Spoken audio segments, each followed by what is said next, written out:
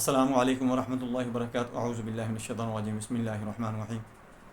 अक्सर लोग शिकायत करते हैं कि कॉन्स्टिपेशन यानी कब्ज़ बहुत ज़्यादा रहती है। बड़ों को, औरतों को, बच्चों को, ख़ुसूसन जो हामला औरतें होती हैं उनको बहुत ज़्यादा सख्त जब कब्ज़ हो जाती है तो उस वक्त जब कोई मेडिसिन वगैरह दी जाती है तो लूज़ मोशन के लिए यानी उसको खुल कर पखाना आ जाए या कोई जलाब लग जाए तो इंतहाई नुकसानदेह होता है, ख़ुसूसन हामला औरत के लिए। दोस्तों, आज मैं आपको बताऊंगा कि कब्ज़ का इलाज आपको बेहतर तरीके से क्या करना चाहिए, मुकम्मल तौर पर कौन सा इलाज है जो घरेलू तौर पर है, जो आप बेहतरीन तरीके से कर सकते हैं। अक्सर लोग ये शिकायत करते हैं कि बच्चा मेंगड़ियाँ सी करता है। इतनी सख्त कब्ज़ होती है कि बच्चा पखाना जाना ही नहीं चाहता, बाथरूम में जाना ही नहीं चाहता, बहुत ज़्यादा उसको तकलीफ़ होती है। तो पूरी वीडियो देखें, आपको बहुत ज़्यादा फ़ायदा होगा। मैं हूँ डॉक्टर हाफिज़ अब्दुस्सा रंजन। आप देख रहे हैं यूट्यूब चैनल। मेरा आज का जो मौजू है वो है कॉन्स्टिपेशन का इलाज, कब्ज़ का इलाज, घरेलू इलाज। दोस्तों, कब्ज़ उस वक़्त होती है जब हम पानी कम इस्तेमाल करते हैं या हमारे जिस्म के अंदर पानी की कमी हो जाती है यानी खुश्की हो जाती है। तो उस वक़्त आंतों की जो मूवमेंट होती है, हरकत होती हैं, या आंतों की अंदरूनी झिल्ली जो होती है जिसको म्यूकस कहते हैं, और अंदरूनी झिल्ली पर छोटे छोटे गुदूद होते हैं, ग्लैंड्स होते हैं, उनके अंदर अगर खुश्की आ जाए, उनकी मूवमेंट में अगर सुस्ती आ जाए तो कब्ज़ रहना शुरू हो जाती है। बच्चा हो, बड़ा हो, औरत हो, मर्द हो, हामला औरत हो, जो भी कोई हो, इसको मद्देनज़र रखते हुए आपने इलाज करना है। इंशाल्लाह आपका इलाज हो जाएगा। जब भी आप कोई कब्ज़ के लिए दवाई इस्तेमाल करते हैं तो वो आंतों के अंदर थोड़ी हल्की सी सोजिश पैदा करती है, तो फिर पखाने आने शुरू हो जाते हैं।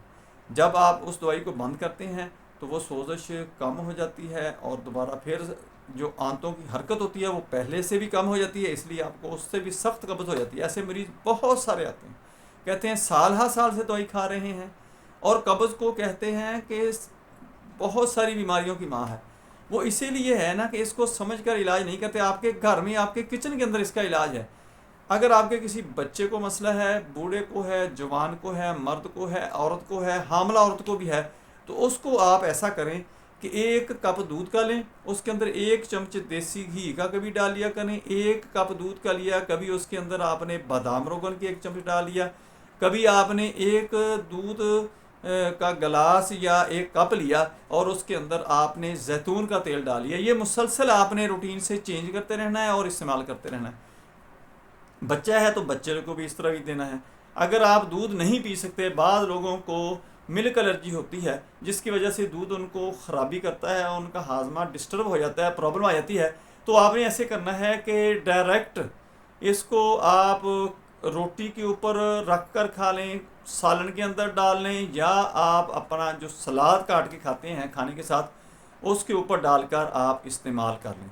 आप बिल्कुल इससे ठीक होना शुरू हो जाएंगे। चूँकि आपके अंदर जब भी खुश्की होगी तो उस वक़्त आपको कॉन्स्टिपेशन का मसला होगा, बच्चा हो, बूढ़ा हो, जवान हो, औरत हो, उसी वक़्त होता है।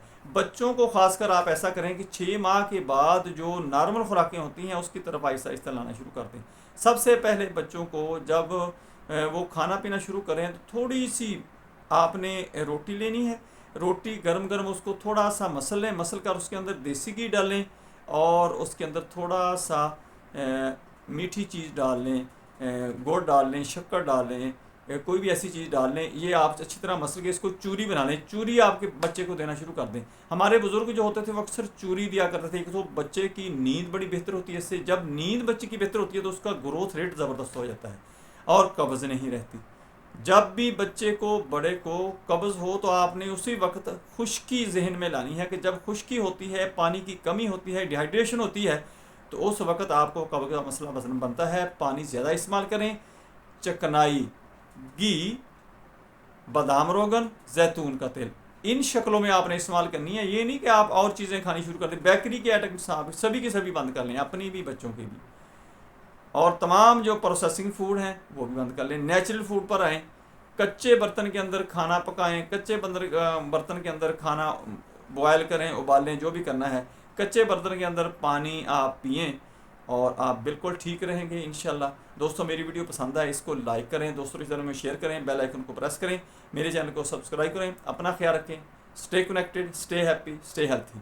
अल्लाह हाफिज़। अस्सलामु अलैकुम वरहमतुल्लाहि वबरकातुहू।